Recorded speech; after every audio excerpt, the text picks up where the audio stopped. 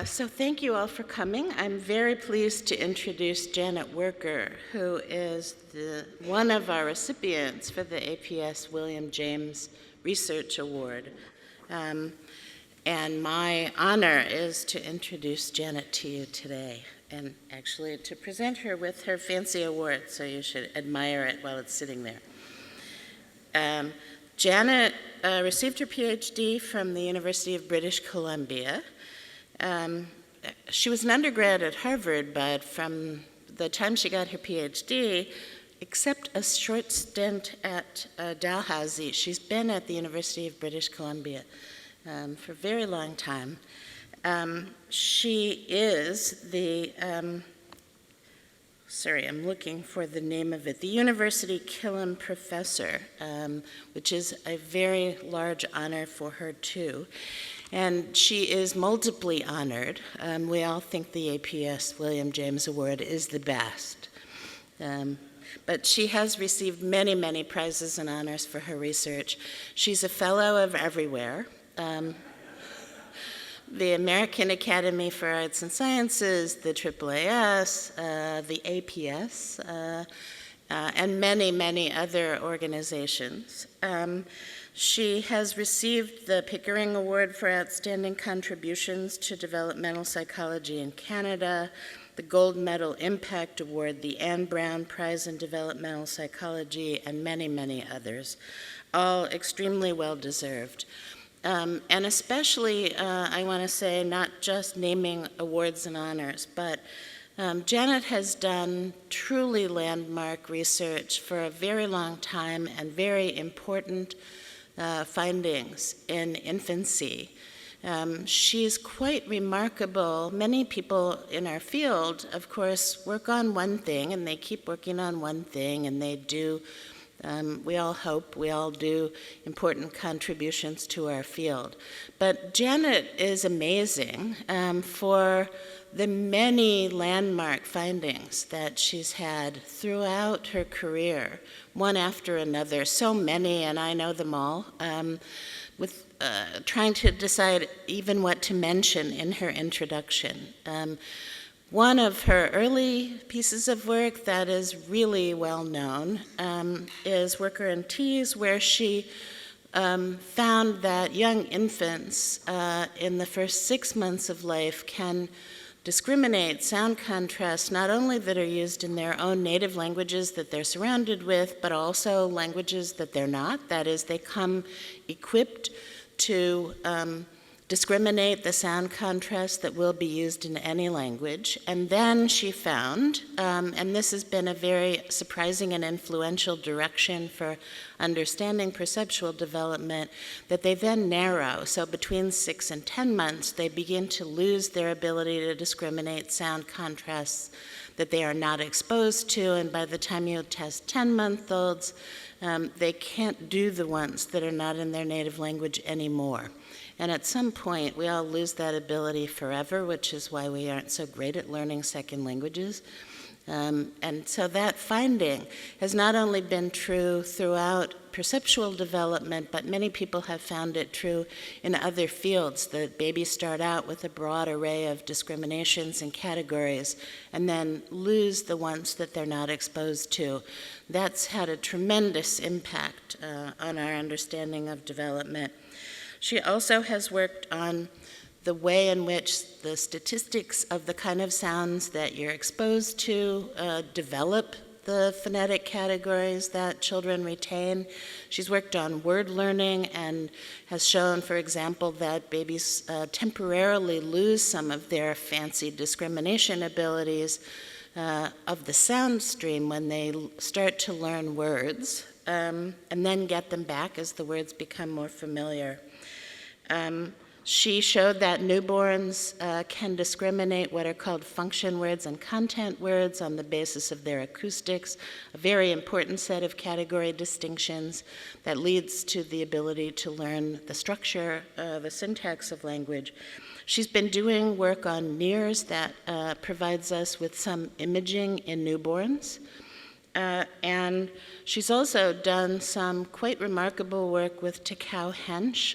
They've written a joint chapter overviewing critical periods, but she's also shown with Takao that mothers who are taking drugs for depression will inadvertently have those drugs will have effects on the fetus, so that subsequently their critical periods seem to close early. Their perceptual development is accelerated, and that may have long-lasting effects on the way in which subsequent development occurs.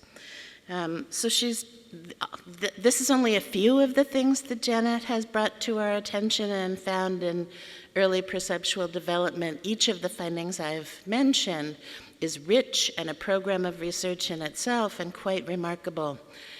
Today she's going to tell us about how babies begin learning their native languages, but before she does that, I want to present her with her William James Research Fellow Award.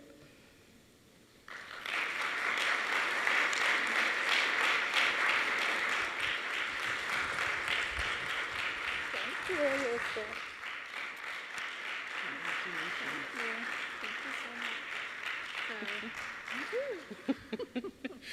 So, congratulations to Janet, and we get to now hear her wonderful research. Well,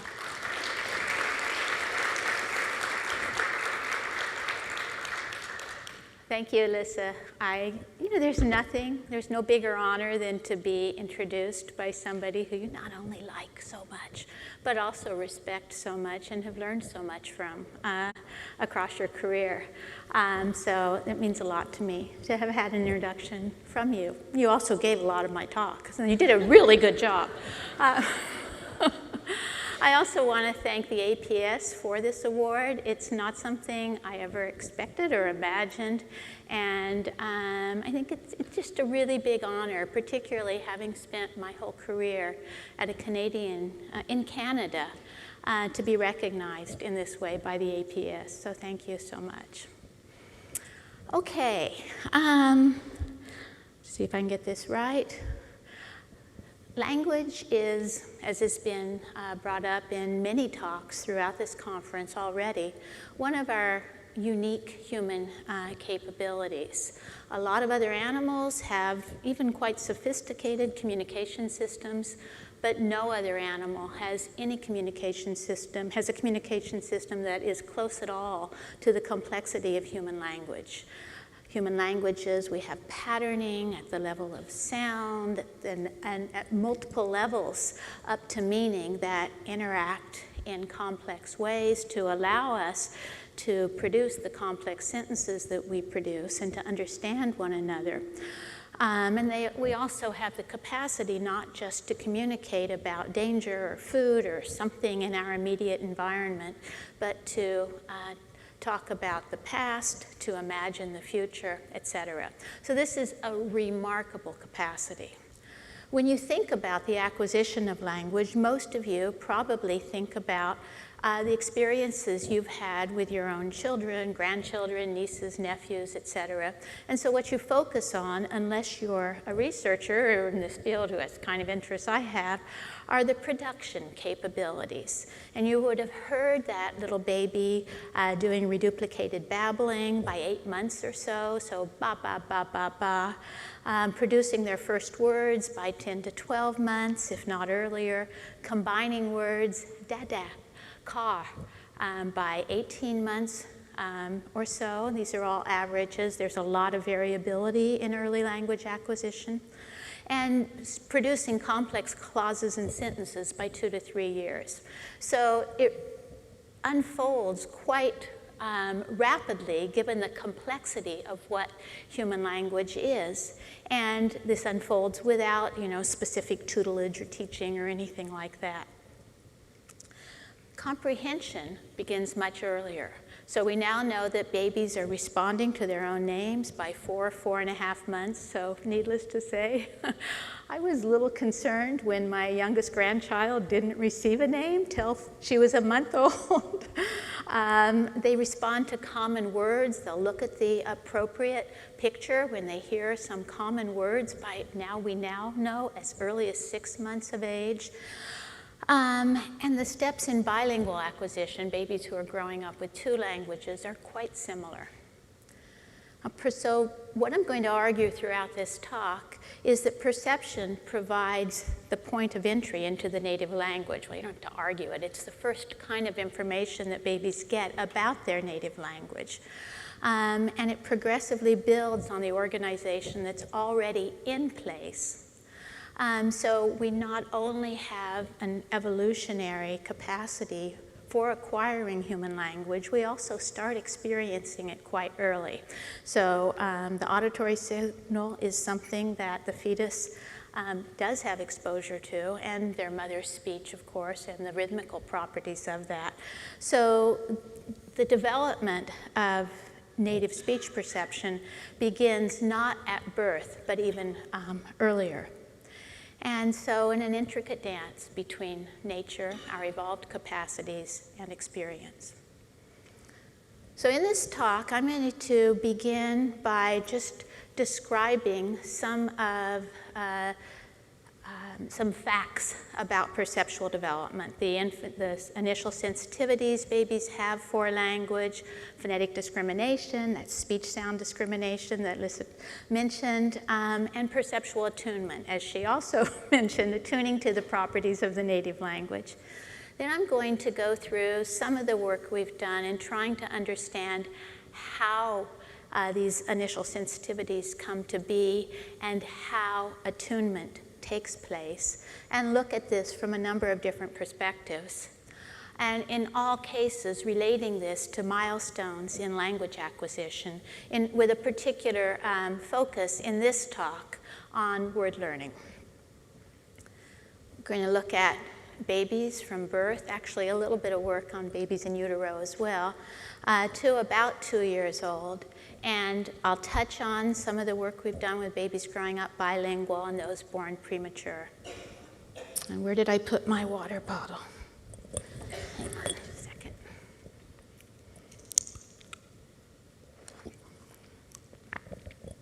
Okay. So some of the initial sensitivities, and this is just a tiny fraction of what we now know about the preparation for language in the newborn brain. The newborn brain is differentially responsive to speech versus various kinds of comparisons of non-speech with activation in the classic language areas. So if I were to show you an anatomical view of the newborn brain, you'd see that a lot of the structures and pathways are already in place at birth. Even in babies born premature, we see this several weeks before birth. So the structure is there. Functionally, babies are responsive, more responsive to speech than to non-speech. And this is both to the familiar language, the language they heard in utero, as well as to a language they haven't heard before. The brain is more responsive to that than to non-speech. But again, there's a differential signal for the language that was heard in utero. So they're more responsive. They've already started learning about the language that they heard in utero. And importantly, for a lot of what I'll talk about in the rest of the talk, there's a unique signature for phonetic discrimination. So in a newborn brain, now we know as young as 28 weeks gestation, there are particular circuits that are close to those used in the adult brain for discriminating speech-sound contrast. And a lot of this work has come from Ghislaine Dehaen's lab in Paris. Behaviorally, babies will change their behavior to hear speech. So you can condition the sucking reflex, and babies will suck more on a pacifier to listen to speech over non-speech. But again, they prefer the language that they heard in utero, or the languages, if they were exposed to 2 languages in utero, their mom was bilingual, over an unfamiliar language.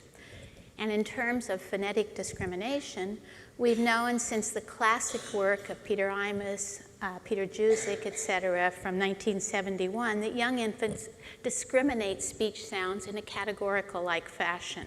So basically, if you give them 2 sounds that are equally acoustically different, they do better at discriminating them if those distinctions cross rather than come from within a phonetic category. So the brain is prepared structurally and functionally at birth for processing human language. In terms of phonetic discrimination, I'll just go quickly through some of what Elissa reviewed. I mean, this is a Lifetime Achievement Award, so you're like, I'm kind of old and I have to show you work from a long time ago. This is a distinction that's one of the ones that I've studied across my life, my career, so I'm just going to let you hear this. In English, we have only 6 stop consonants, ba, da, ga, pa, ta, ka, that's it. Hindi has 16, a very rich consonant system, and some of these, there's a distinction between a dental da, produced with the tongue at the back of the teeth, and a retroflex da, produced with the tip of the tongue at the roof of the mouth. You didn't hear that difference probably in my speech, although you might have, and here you hear it by a Hindi speaker. Okay, it's not working, but that's okay. That's what I just said, da, da. That is difficult for English adults to discriminate. That's how well you do, not very well. Hindi adults, it's a piece of cake. And babies who are 6 to 8 months of age, have English learning babies who haven't heard this before, have no trouble discriminating this either. So that's one demonstration of the capacity Elissa mentioned for babies to discriminate sound distinctions that might be used across any of the world's languages. And this is a capacity they have without specific experience with those sounds. And as Elissa also mentioned, this attunes in the first year of life. So an English learning baby of 6 to 8 months of age can discriminate that distinction. They're not doing as well by 8 to 10 months. And by 10 to 12 months of age, they're not doing well at all. Whereas a baby growing up with Hindi maintains, and we now know from subsequent work, and even sharpens their capacity to discriminate those native distinctions. We showed this initially with this conditioned head turn procedure, where babies turn their head when they detect a sound change and get rewarded with a little toy animal. But it's been replicated many times. These are just some of the replications with other behavioral tasks and with various neural tasks as well. So I like to think about perceptual development in the language system then as involving attunement or narrowing. And so basically at birth, a baby is prepared to learn any of the world's languages with already a little bit of specialization for the language heard in utero. By 5 months of age, 6 months of age, they're showing stronger preference and some attunement, like for vowels, for the rhythmical properties to the native language. And by 12 months, they've become real experts at the native language.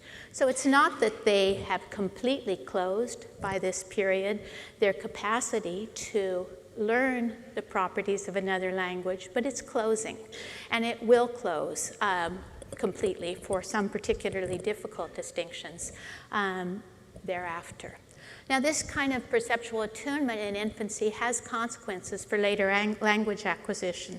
So this is work from Pat Kuhl's lab that shows that babies who are better at discriminating native speech sound contrasts in the first year of life and worse at non-native ones are going to go on to have a bigger vocabulary by 2 years of age.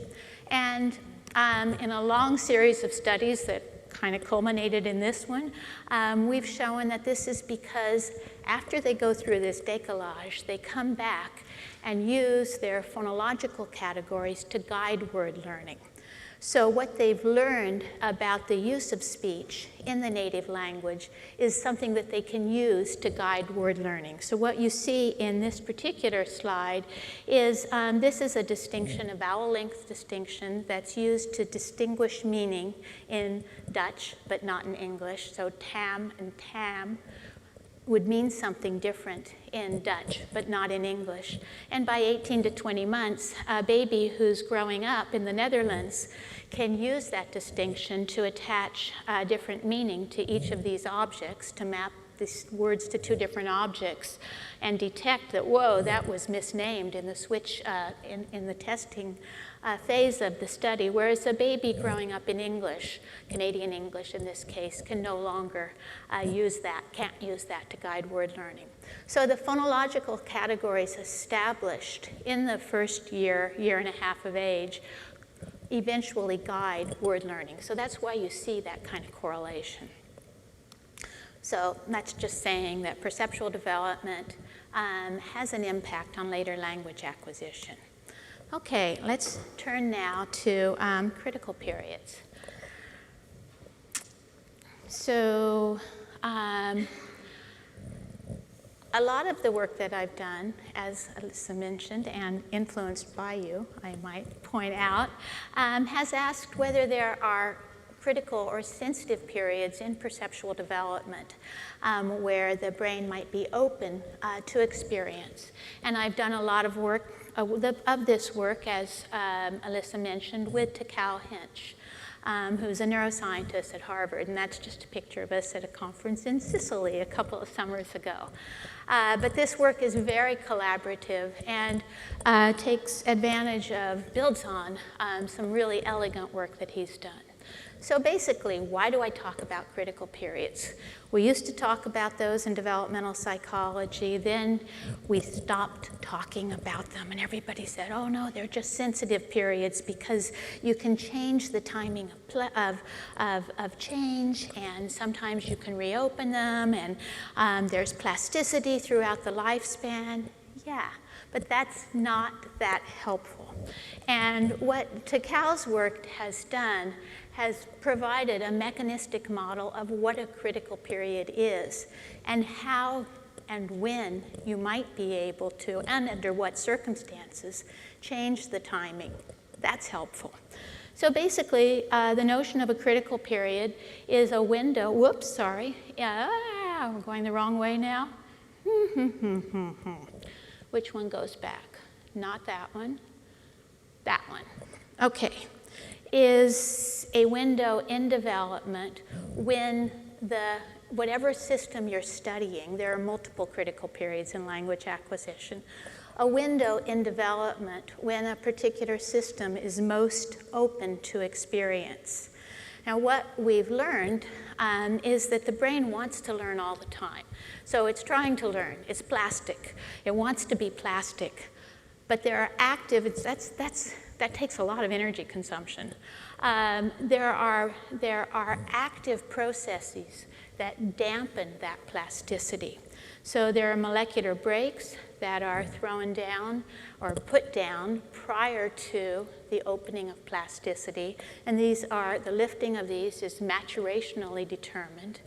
And there are molecular brakes that are placed, again, following a period of plasticity, a different set of molecular brakes in some cases, which dampens again or closes off plasticity. And the timing of the second set of brakes relies on both maturation and experience. So even these sort of molecular processes that open and close plasticity show this dance between nature and nurture.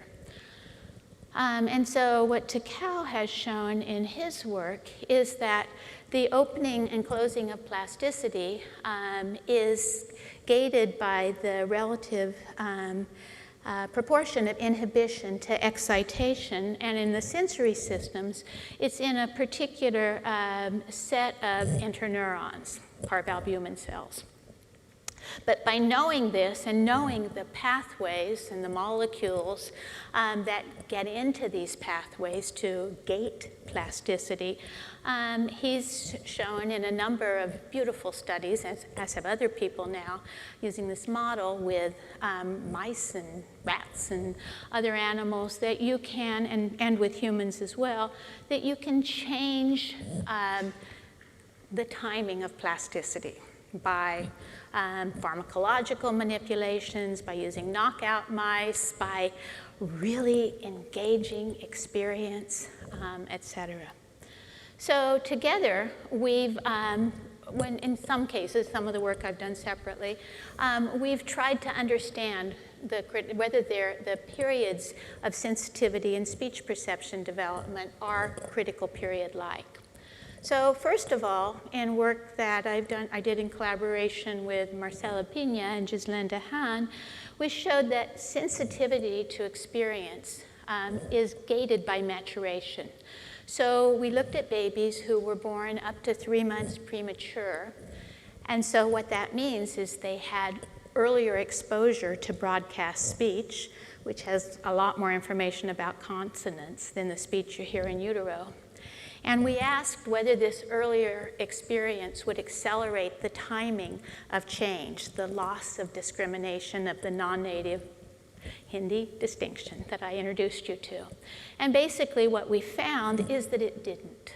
So even though they had had earlier experience to broadcast speech, babies' brains had to reach the maturational milestone that would allow them, or the maturational stage that would allow them to learn from the experience of the environment, so that they weren't, rather than attuning to the native speech sound categories at 10 to 12 months of age, for a baby born 3 months premature, this happened 3 months later. But on the other hand, exposure can change critical period timing. And Elissa mentioned some of this as well.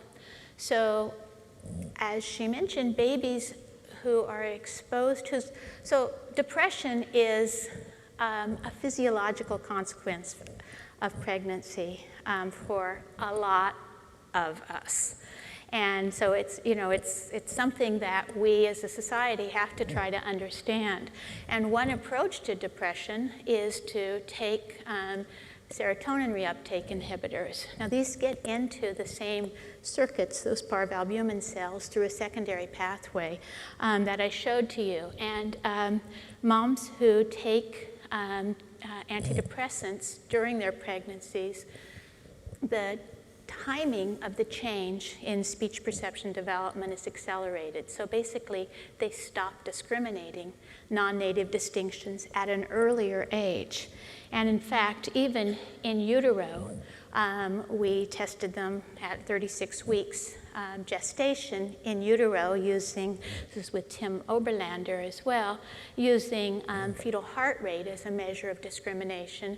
And what we found is there was acceleration in some aspects of consonant discrimination in those babies who were exposed to serotonin in utero.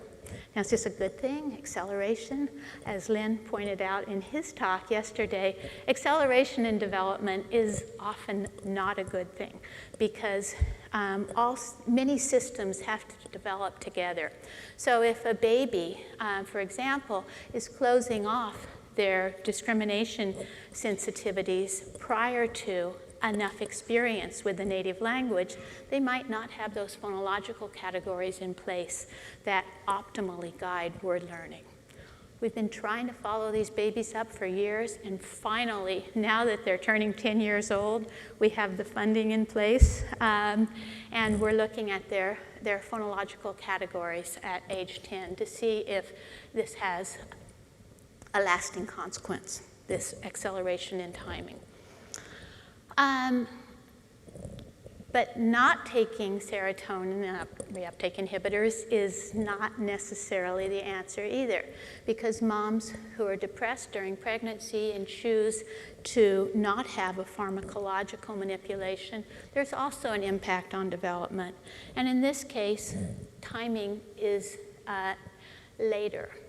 And so babies are continuing to discriminate the non-native speech sound contrasts for a longer period of time than those babies whose moms are not depressed.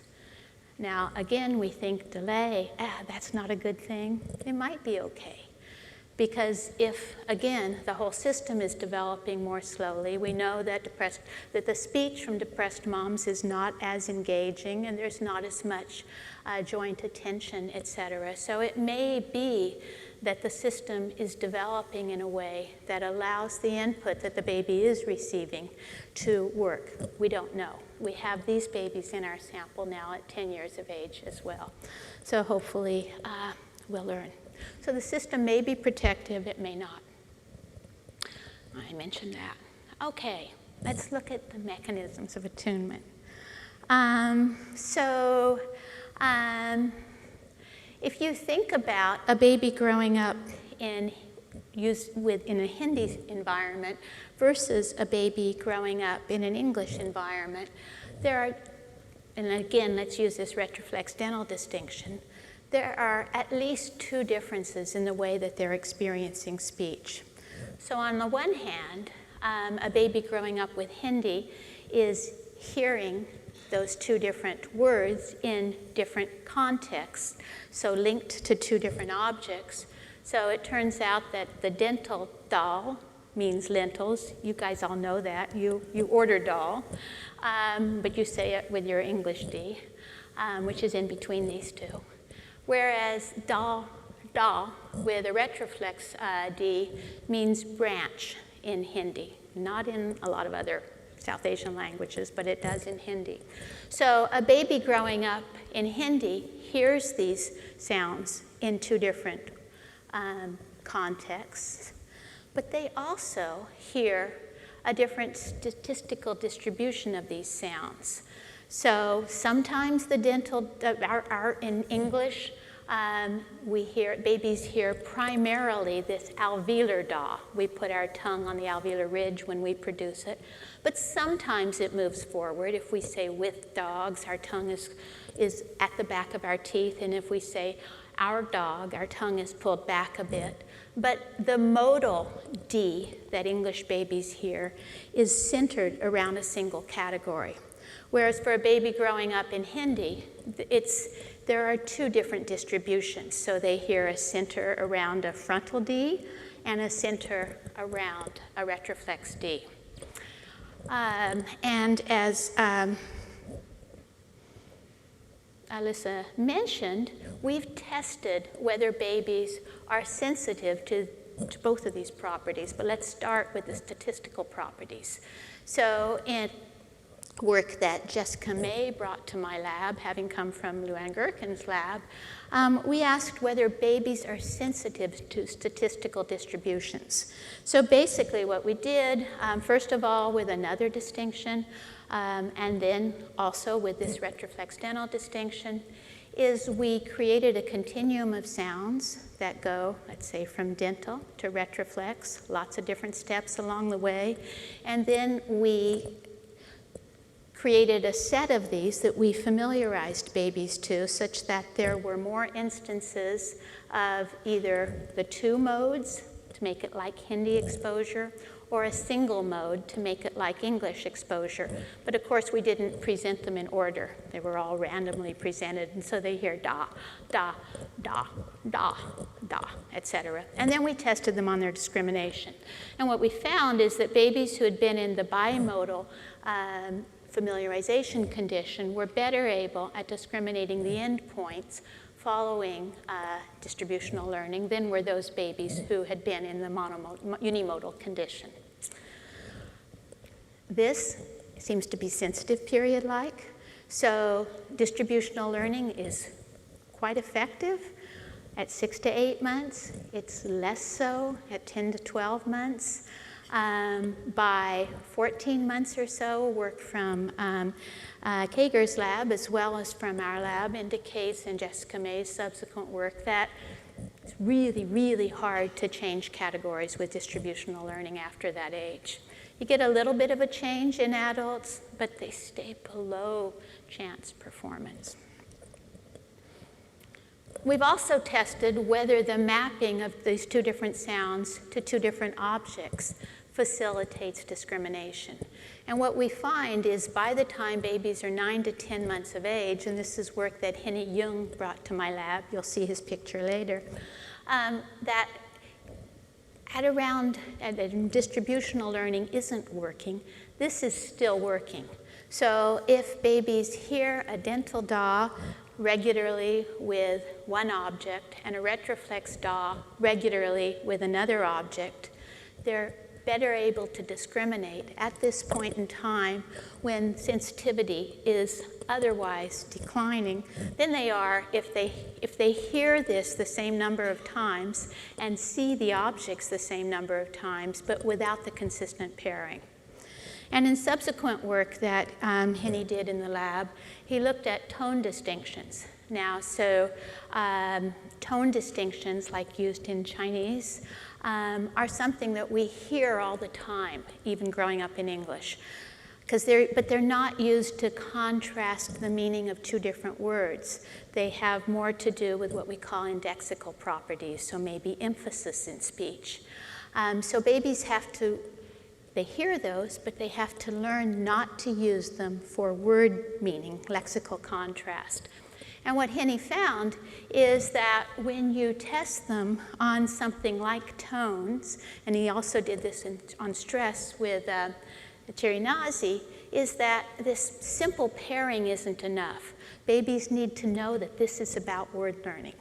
And if you give them some cues that this is about word learning, then they can use tone to pull it apart. And they're like, oh, maybe tone is used in my language. So I don't know if that was clear or not. Okay, multisensory processing. I'm going to turn to that for the last little bit. Infants experience speech in a multisensory context. That's first grandchild. So they don't just hear you, they also see your face, feel the rhythm of what you're saying, and try to imitate what they see. So I don't think I have time to show you this, but I just will for 1 second. So for those of you who haven't seen the McGurk effect, I don't know if sound is working. It's not. Okay. So basically, when you watch that guy speaking, you probably think you're hearing a va. If you closed your eyes, you would hear a ba, because a ba has been dubbed onto that. So even in adults, visual speech influences what you hear. You all know this when you're at a noisy party, you watch somebody's face, and that helps you understand their speech. Babies also show sensitivity to the visual cues in speech. They show the McGurk effect. They also do bimodal matching. So if they see two faces side by side, one producing an E and one producing an U, for example, or an ah, and they hear one of the sounds, they'll look at the side that matches what they hear. This attunes. They stop doing this by 10 months of age for non-native distinctions. And they really are doing this on the basis not just of what they hear, but also what they see.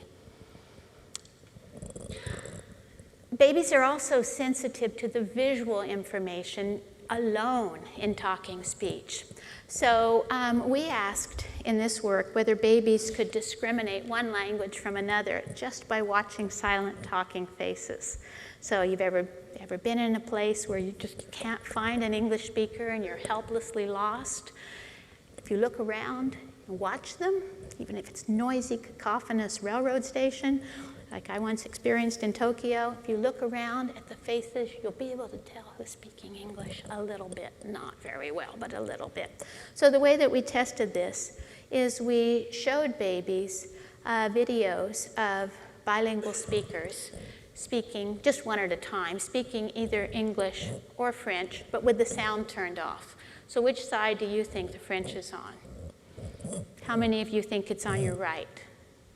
How many of you think it's on your left?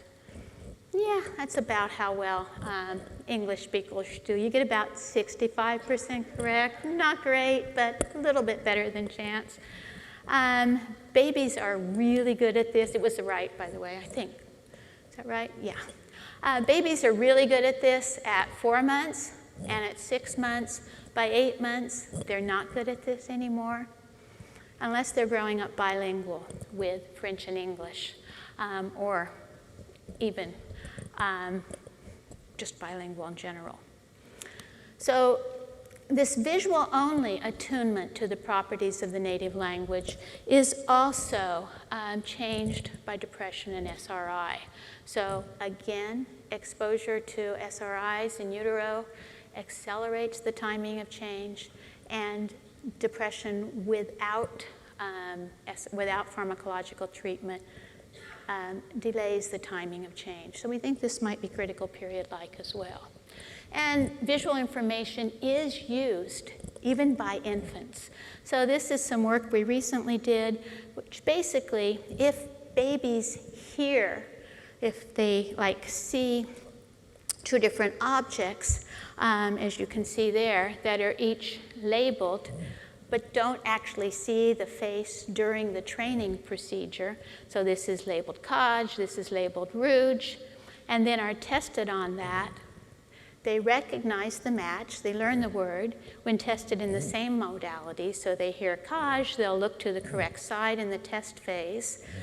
But they also do this cross-modally. So after having been taught that the word Kaj goes with one object, the word Rouge goes with another one, and then the sound, there's no sound, and they just see somebody saying, they'll look at the correct object. So they can do auditory to visual transfer. They can't do visual to auditory for many years.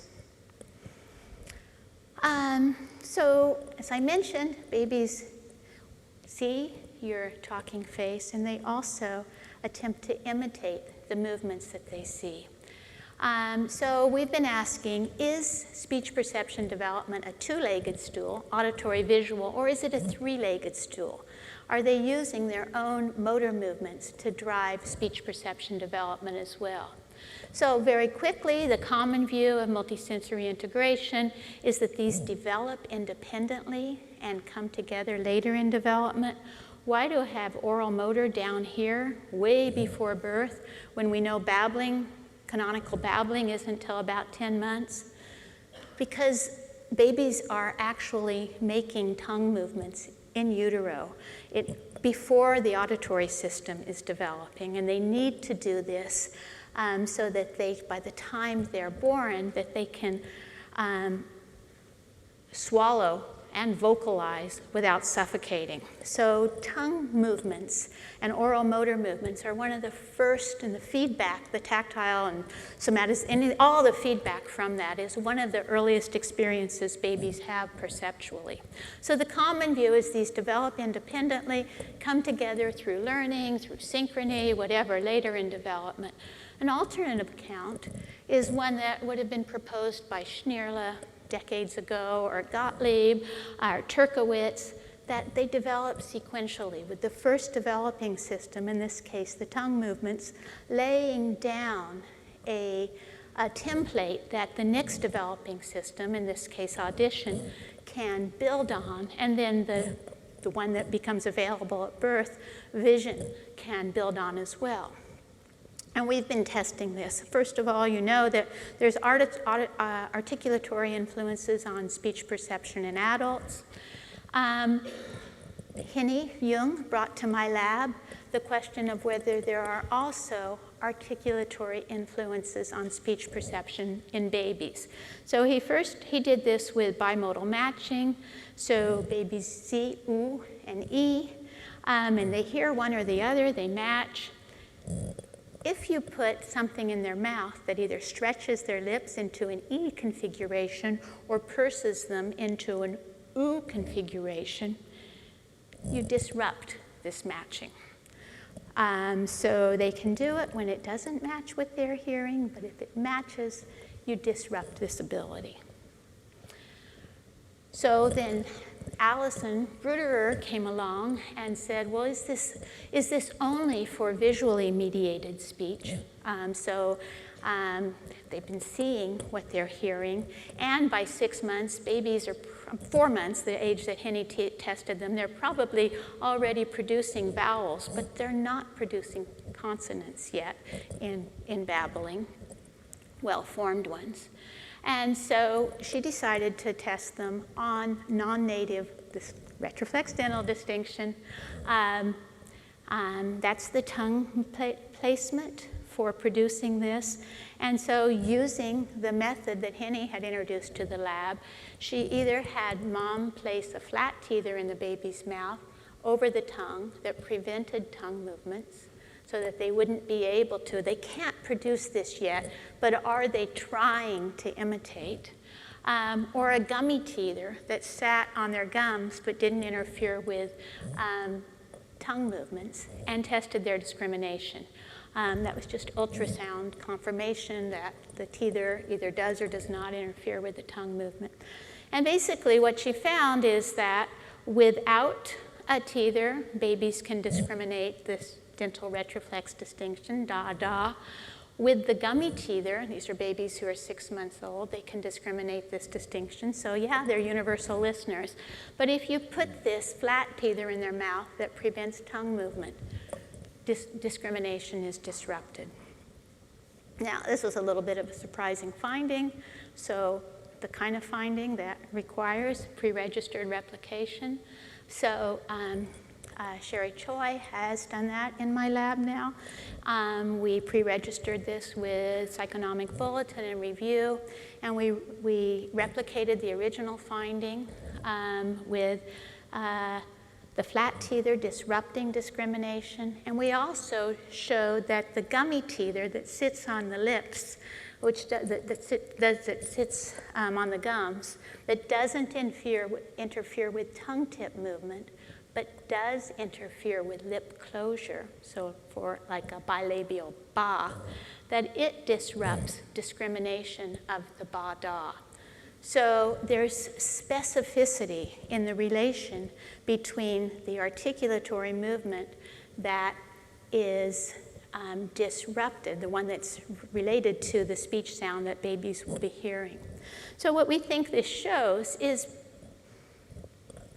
evidence consistent with the notion that the initial speech perception representations that babies have by birth or early in life are already multisensory in character, that they don't have to learn the associations between what they hear, see, and feel.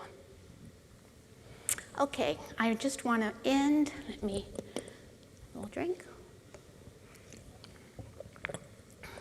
By mentioning a new line of work that we're now doing.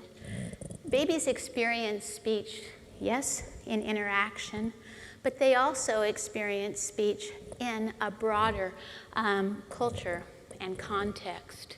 So a baby, lots of our babies in Vancouver are bilingual. As I mentioned, we do a lot of work on that. I'm barely talking about it in this talk. And a baby who's growing up bilingual, depending upon the home environment, may experience each of their languages in a different cultural context. So there will be the ethnicity of the faces might be different. There may be other cues as well, other cultural cues. There's some work that's suggested that ethnicity and language might have a privileged kind of link, so that's where we started looking at this relation. And we're asking whether these babies are paying attention to these other cultural cues and using those to help them separate their languages and to guide then acquisition. So we've just made a little headway here.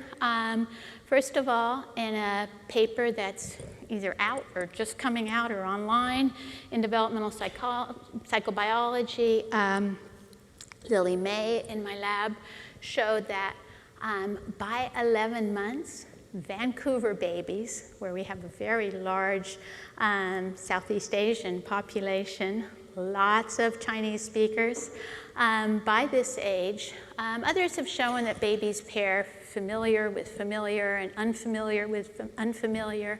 But in Vancouver, by 11 months, our children know that only ethnic Chinese speakers are likely to be speaking Chinese, that Caucasian speakers are not. And they also will accept English from ethnic Chinese speakers because that's what they've experienced as well. But they know that Chinese will be exclusively coming from them. So that's kind of cool. And in some other work that Shenfu Hu has led, we've also found that babies who are growing up bilingual with a Chinese language, Mandarin or Cantonese, and English, if they're first shown the face of somebody who's ethnically Chinese, and then given a speech sound discrimination task for a contrast that's only used in one of those Chinese languages and not in English, they do a better job of discriminating it than if they're first shown a Caucasian face. So they can discriminate in both cases. They're bilingual. This is at 10 months of age. But they do a better job when they see first a Chinese face. So we think that our babies are incredibly sophisticated. Okay, so I hope that I've convinced you that the initial sensitivities babies have are attuned to the properties of the native language through a number of different ways, that this sets the stage for language acquisition. It has implications, of course, for a typically developing child. Also has implications for a child who has hearing difficulties. We know that these steps are delayed, and it seems to have the biggest impact on using phonological categories to drive word learning if there isn't a cochlear implant within the first year or two of life. The work, I hope, has suggested that this may also have implications for a baby with visual difficulties or a baby with oral motor difficulties. And that's the end. I want to thank you for listening, all my collaborators, my funding agencies, my lab, and again, APS for this recognition and opportunity. Thanks.